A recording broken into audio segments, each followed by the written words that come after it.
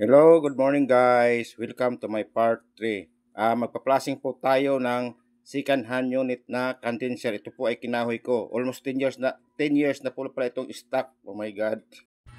Yung isang unit lang ang allowed na pwede kahuyan. Yung matagal na, more than siguro mga 10 years na ago na. Doon naka-standby at nababasa pa yung unit. Absorb ang moisture sa loob ng copper tube.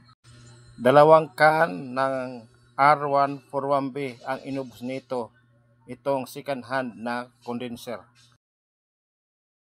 Ngayon ay aking hinihigpitan ang clearing nut dahil mag-flushing tayo. Ayan. Mamaya lalabas na yung R141B chemical.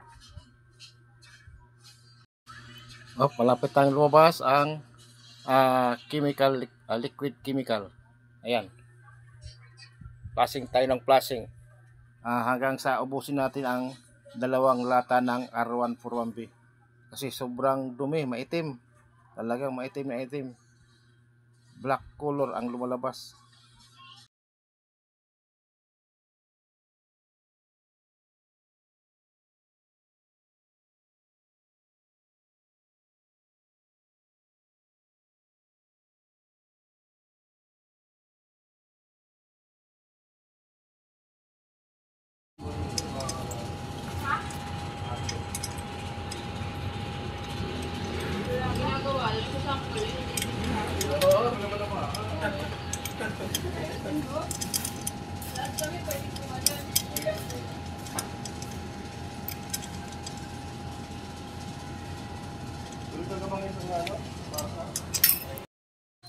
Iyan po ang aking DIY tank canister flushing sa system.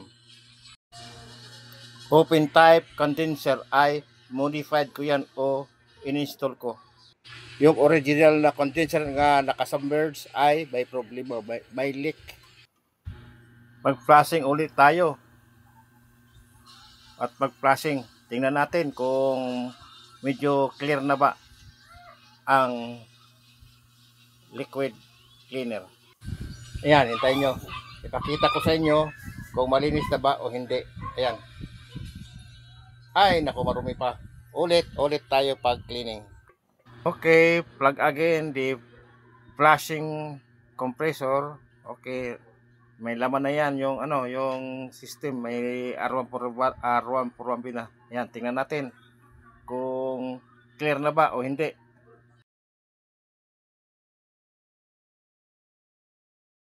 Okay, flush again. Tingnan natin. Oy, malinaw na konti. Pwede nang pakasalan. Ayan. After cleaning, mag-leak test tayo ng condenser. Ayan. Walang lumalabas na bula.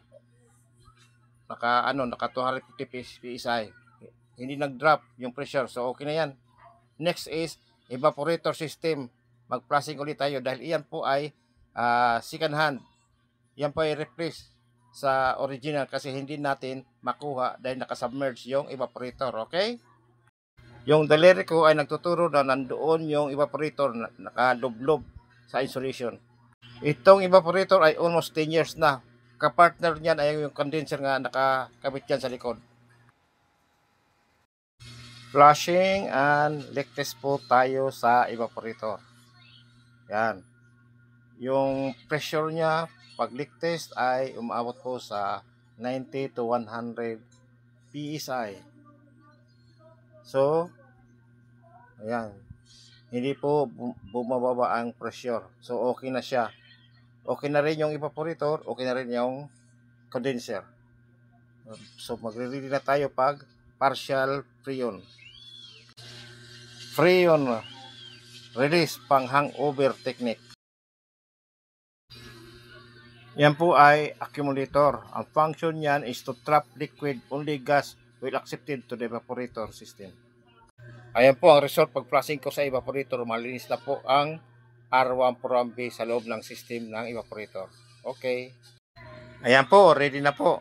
May access valve na po ang ang condenser at saka yung evaporator ay may access valve na rin. Kaya marunong.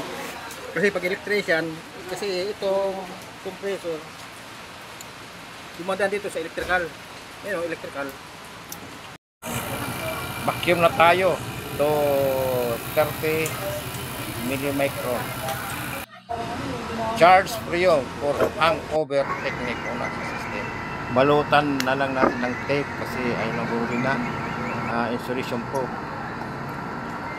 Huwag na natin pabilihin ng foam. Importante mapagana ko itong chiller kasi deadline ko ito ngayong araw, itong pizza 20. Pag hindi ko ito napagana sa pizza 20 nito, hindi na ako tatanggapin sa pag-apply. I repeat, this is last chance and my deadline for the owner of the company. Kailangan matapos ko ito ngayon at mapagana ko at mapalamig.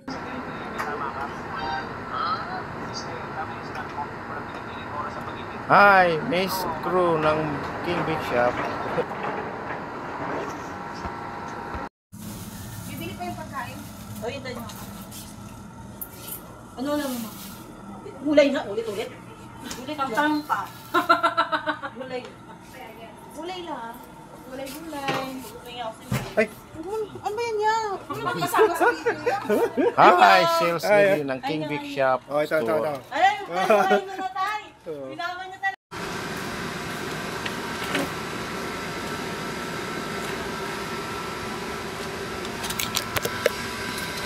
Starting temperature cooling ay Thermostat problem.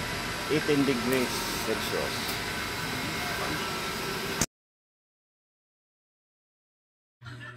Helps mga ka-viewers, 12 degrees Celsius na po. Siya po ay matagal ng maintenance sa King Big Shop main office.